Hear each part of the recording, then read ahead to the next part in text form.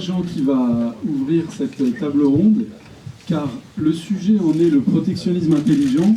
Et chers amis, la première protection pour une économie, c'est sa monnaie.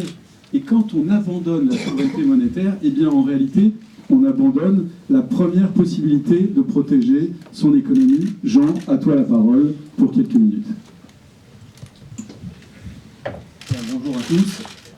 Je vais commencer par un petit exemple qu'avait donné l'économiste émérite Samuelson, prix Nobel d'économie, qui comparait l'économie réelle et l'économie monétaire à un chien.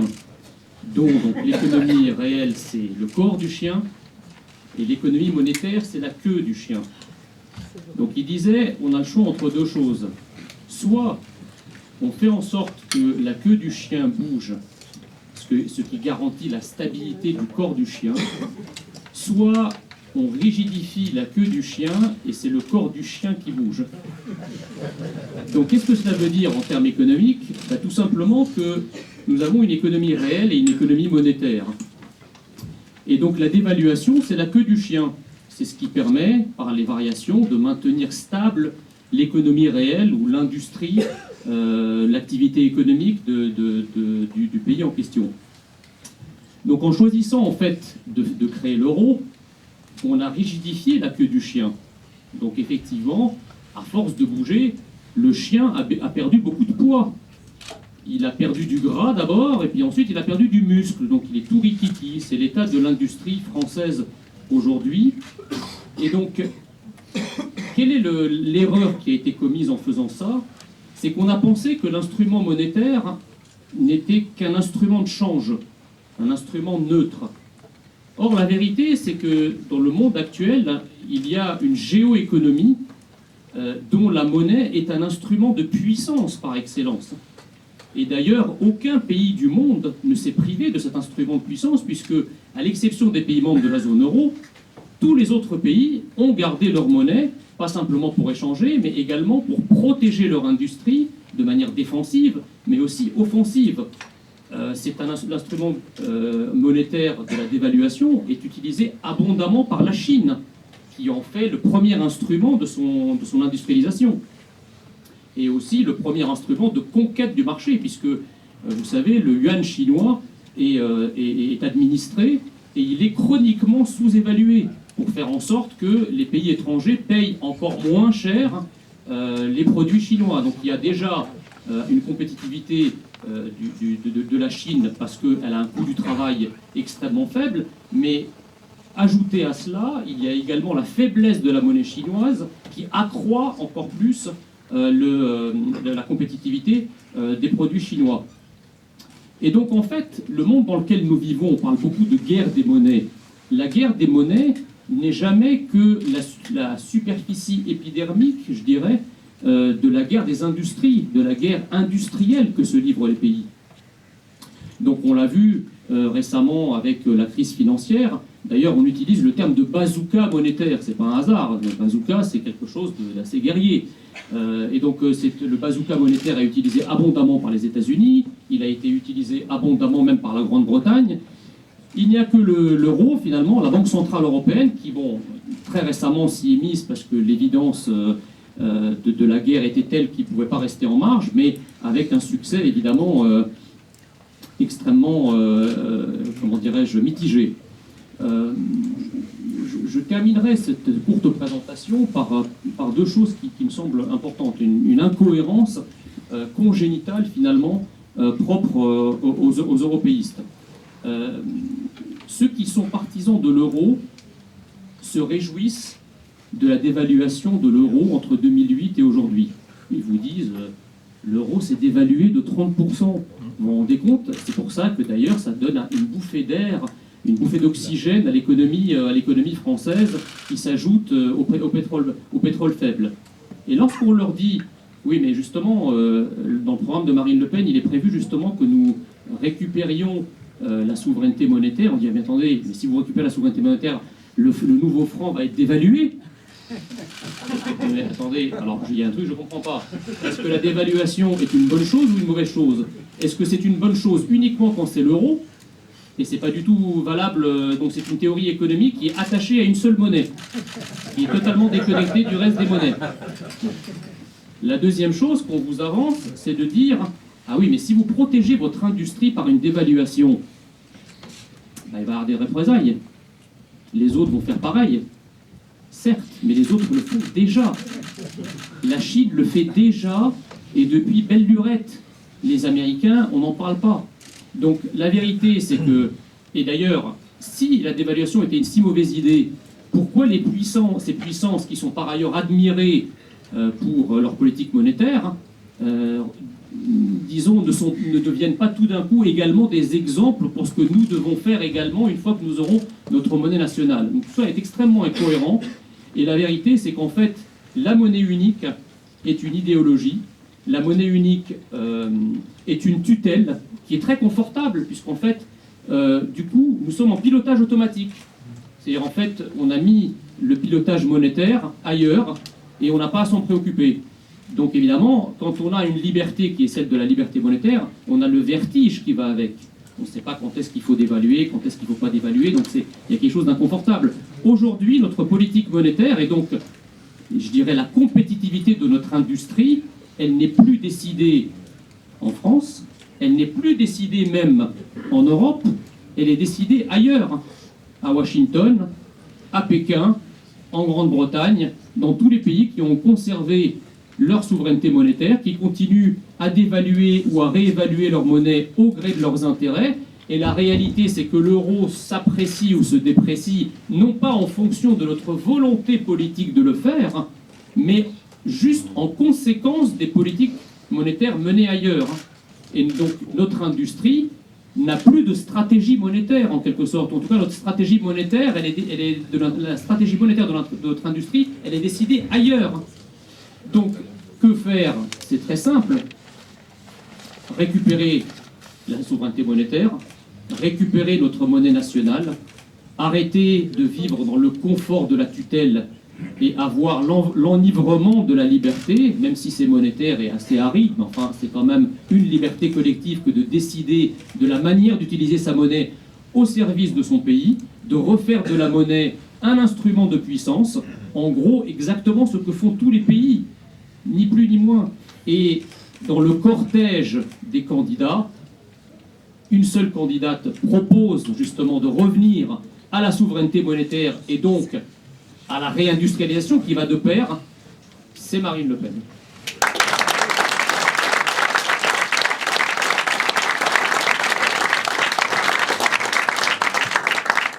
Cher Jean, je te remercie pour cette présentation particulièrement imagée de la problématique de souveraineté monétaire. Alors, Frédéric Parra, je te remercie de ta présence avec nous. Tu es avocat fiscaliste universitaire.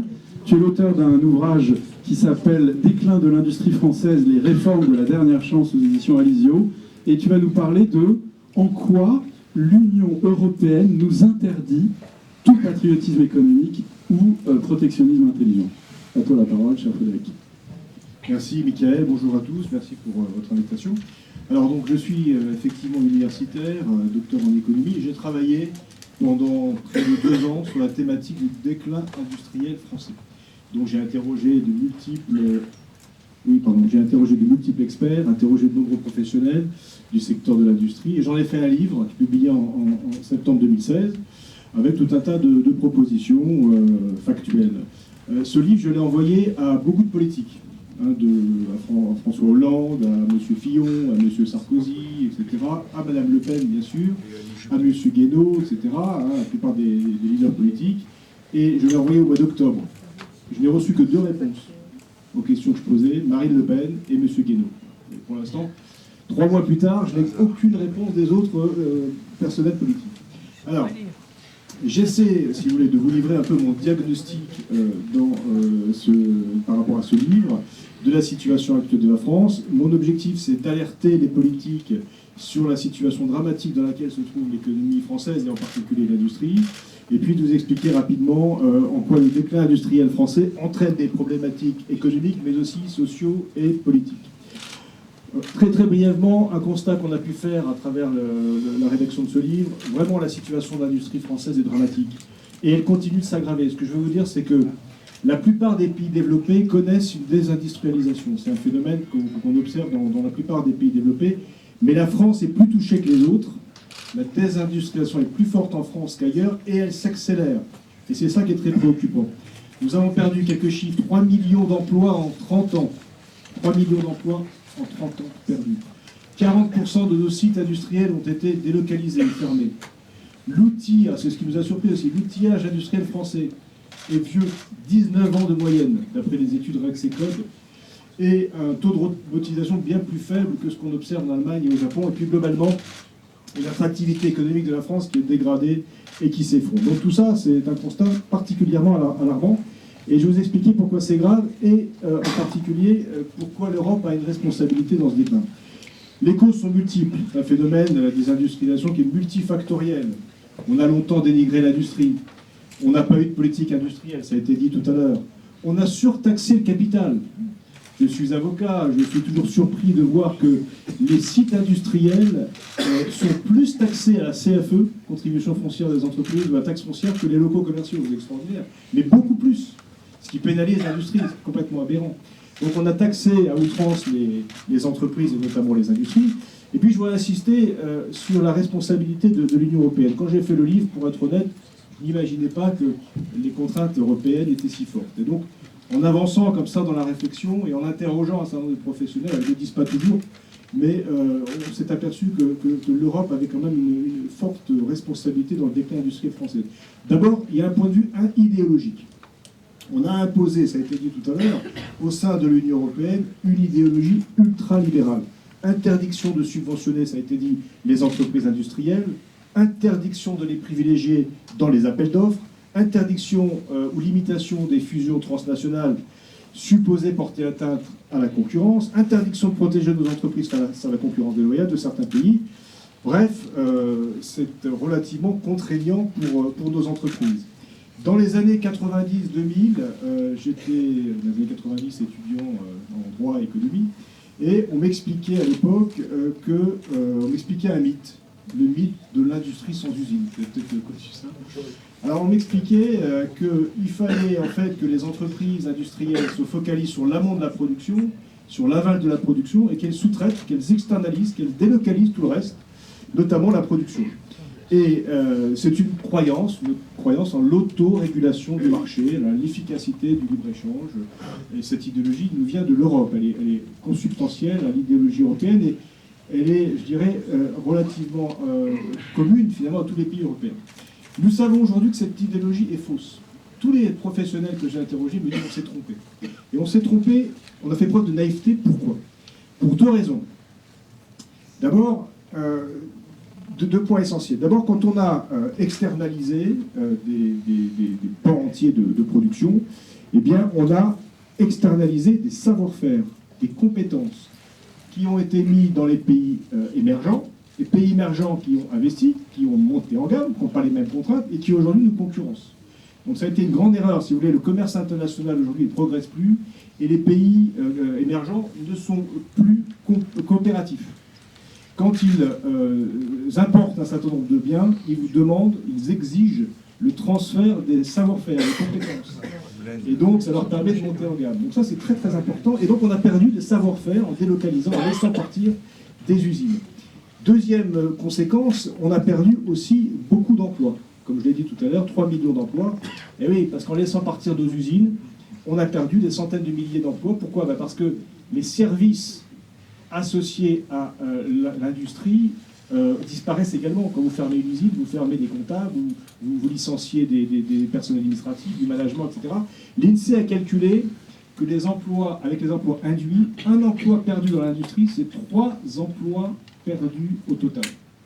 Et donc on a créé des déserts territoriaux, on a fragilisé l'économie de certains territoires, on a créé le chômage de masse.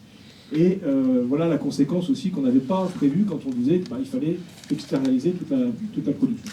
Alors, pour aller vite, deuxième contrainte forte et complètement folle qu'on a pu voir au sein de l'Europe, le fameux TSCG, le pacte budgétaire, les critères de Maastricht, j'arrive pas à le dire, qui nous ont obligés à réduire la voilure, à réduire les dépenses de l'État, au moment même où on était en récession et il fallait au contraire relancer l'investissement. Et donc, il y a eu un effet d'entraînement très très négatif, une spirale déflationniste. Alors, c'est non seulement contre-productif, parce que quand vous réduisez les investissements et la voilure en récession, ça amplifie la chute. Et puis, on pensait gagner en compétitivité en faisant de la dévaluation interne. Et au final, comme tout le monde le fait, comme tout le monde réduit les salaires et les revenus, au final, le petit gain de compétitivité qu'on a, on le repère immédiatement parce que l'Espagne, l'Italie font de même. Donc, c'est inefficace et contre-productif. Enfin, dernier point, l'euro, et là aussi, je pense que même les industriels, grands capitaines d'industrie que j'ai interrogés ont été très critiques vis-à-vis de l'euro. Un mot, si l'on juge l'efficacité d'une monnaie à l'aune de la capacité de la monnaie à rendre les gens heureux, à apporter du bien-être, alors l'euro est un échec, c'est factuel. Sur...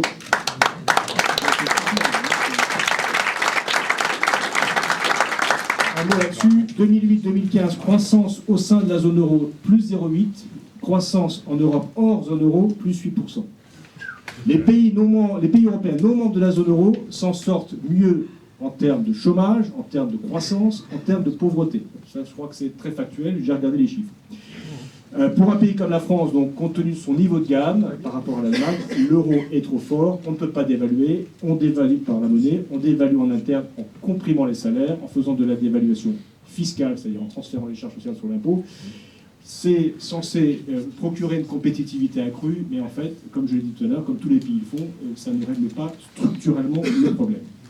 Et donc, avant de conclure, nous sommes dans un monde, je crois, post-libéral, nous entrons dans un monde post-libéral. Je pense que les gens ont besoin de protection, le monde a changé, et donc il faut s'émanciper de cette idéologie ultralibérale qui est véhiculée par l'Europe. J'en conclus quand même, si vous me laissez vraiment 2 minutes. J'ai pas 1 minute, alors. En gros, nous entrons, ça a été dit, dans une nouvelle révolution technologique qui va bouleverser toute l'économie. Nous avons donc besoin de protéger nos jeunes entreprises, notamment, et notre industrie, parce que le grand enjeu que nous allons avoir, c'est l'incorporation du numérique dans le système productif. Ça va être quelque chose de très très important qui va créer beaucoup de valeur et on doit être leader ici. Le problème, c'est que l'Europe n'a pas de politique industrielle de ce type et donc c'est le libre marché qui s'impose. Alors, dernier point pour conclure, il n'y a plus d'industrie. Nos usines quittent la France et vont s'installer ailleurs. Alors, ça pose un vrai problème, je conclue là-dessus. La France crée beaucoup d'emplois peu qualifiés. Elle crée peu d'emplois, très peu d'emplois, je vais très vite, très peu d'emplois très qualifiés, beaucoup d'emplois pas qualifiés, et au milieu, il y a toute la classe moyenne. Si nous ne sommes pas capables de retenir nos usines, qu'est-ce qu'on va faire de cette classe moyenne? Alors non seulement l'innovation, les gains de productivité iront se faire à l'étranger, mais on ne va pas les faire travailler dans la classe moyenne à l'étranger. Donc c'est pour ça qu'il faut garder nos sites industriels, nos usines en France, et donc sortir de l'emprise idéologique de l'Europe.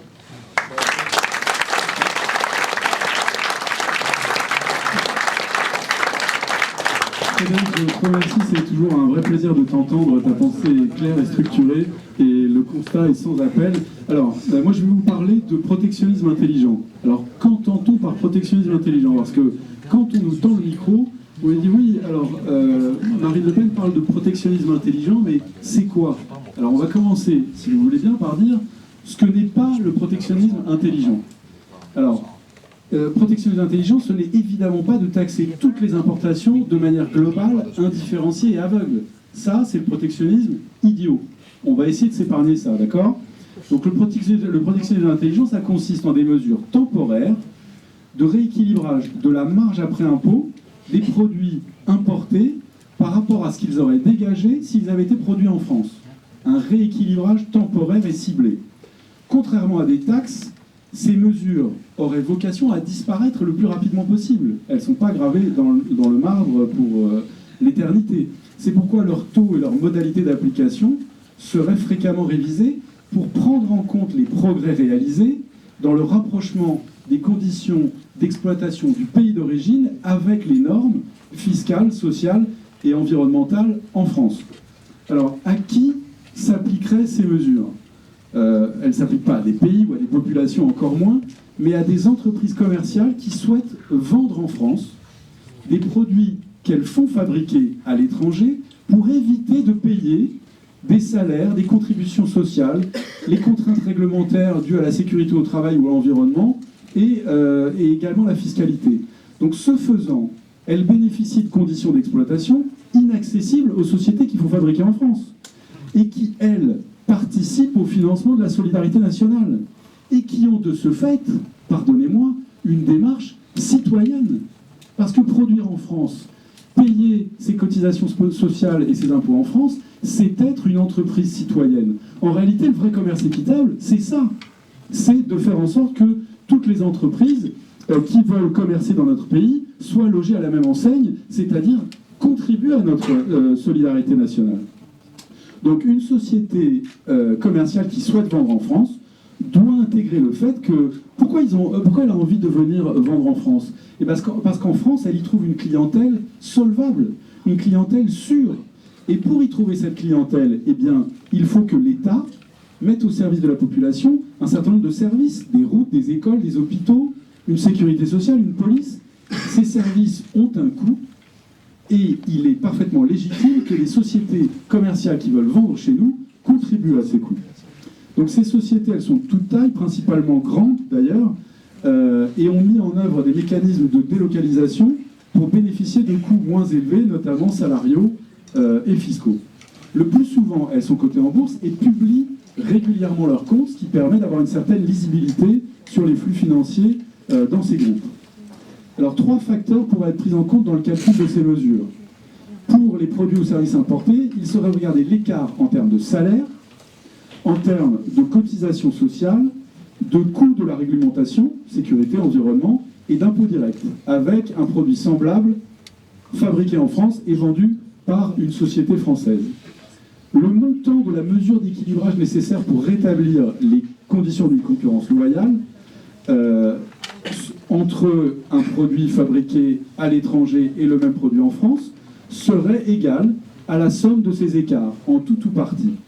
Ce mécanisme serait mis en œuvre progressivement, en commençant par les biens de consommation les plus courants. Alors, quels avantages à pratiquer un protectionnisme intelligent? De manière évidente, le premier des avantages est de rééquilibrer une concurrence qui est souvent déloyale, et souvent déloyale à l'intérieur même de l'Europe. Et c'est là où ce que tu dis, Frédéric, est particulièrement éloquent et édifiant.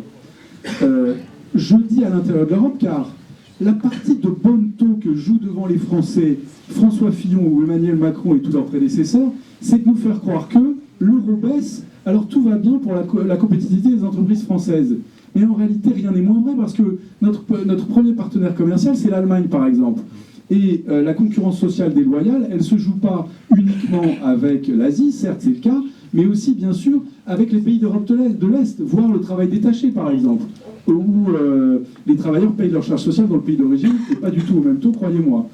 Donc, sur le plan fiscal, pareil, je vous rappelle que si la plupart des multinationales ont installé leurs sièges sociaux en Irlande ou aux Pays-Bas, c'est pas parce qu'il y fait plus beau qu'en Grèce, hein, excusez-moi.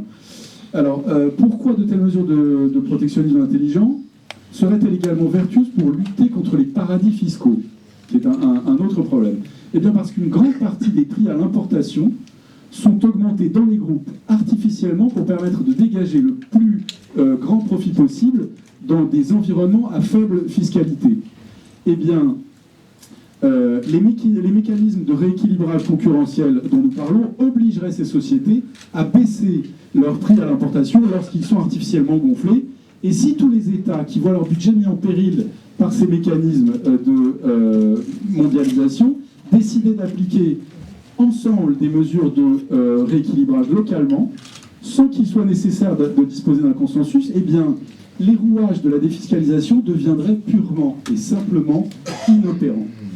Donc, les objectifs du protectionnisme intelligent, amélioration du pouvoir d'achat, baisse de la fiscalité, préservation du modèle social, aide au développement. Nous laisserons à la prochaine présidente de la République, qui est dans cette pièce, et à son gouvernement, le soin de décider quels usages seront faits des ressources et des recettes de ces mesures de rééquilibrage. Ensuite, vous me direz, bon, eh bien, avec quels acteurs est-ce qu'on met en place ce protectionnisme intelligent? Et là, c'est mon ami Thibault de la Topnay, qui est ingénieur et conseiller de Marine Le Pen à la réindustrialisation, qui va nous en dire un peu plus. Je te laisse la parole, mon cher Thibault.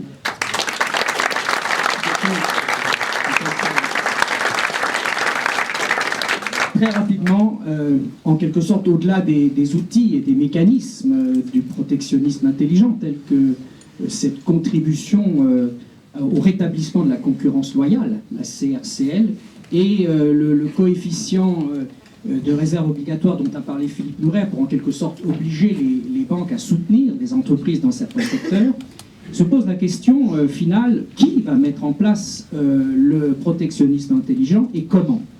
Et c'est là, je crois, qu'il y a la réelle originalité et la puissance du programme de Marine Le Pen qu'elle présentera, nous le savons, début février. Les deux piliers, en quelque sorte, de la mise en place du protectionnisme intelligent, c'est bien sûr l'État stratège dont nous avons largement parlé, qui s'appuiera sur un autre pilier que sont les branches professionnelles rénovées, modernisées, synthétisées. Et d'ailleurs, je considère que le fait qu'il y ait encore 700 branches professionnelles en France, dont certaines datent de 1945, l'électronique est encore dans la métallurgie, on voit bien que les pouvoirs politiques, surtout récemment, dans les dernières décennies, se sont désintéressés de l'organisation du monde du travail. Et je crois que le slogan « Remettre la France en ordre » s'applique aussi au monde du travail. Et le monde du travail, le monde des filières, le monde des branches professionnelles doit être remis en ordre pour permettre la réindustrialisation, pour permettre une grande politique d'innovation et pour permettre finalement la relance économique. Alors nous l'avons vu, cet État stratège devra œuvrer à une politique de réindustrialisation. La réindustrialisation, c'est nécessaire parce qu'en fait, l'industrie apporte la plupart des indépendances. Et en fait, les indépendances sous-tendent la souveraineté.